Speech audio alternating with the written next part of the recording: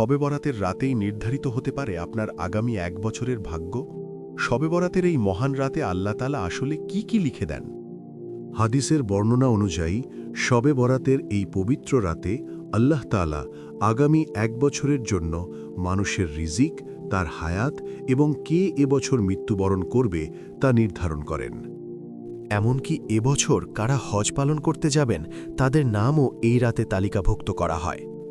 এটি ক্ষমা চাওয়ার এবং নিজের ভাগ্য পরিবর্তনের এক শ্রেষ্ঠ সুযোগ, কারণ আল্লাহ এই রাতে প্রথম আসমানে নেমে আসেন এবং বান্দাকে ক্ষমা করার জন্য ডাকতে থাকেন।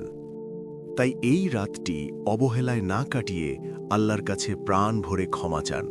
কি জানি, হয়তো আপনার জীবনের শ্রেষ্ঠ ফয়সালাটি আজ রাতেই লেখা হতে যাচ্ছে। সুবহান আল্লাহ। ইসলামের এমন আরও গুরুত্বপূর্ণ তথ্য জানতে ভিডিওটিতে লাইক দিন এবং আমাদের চ্যানেলটি এখনই সাবস্ক্রাইব করুন।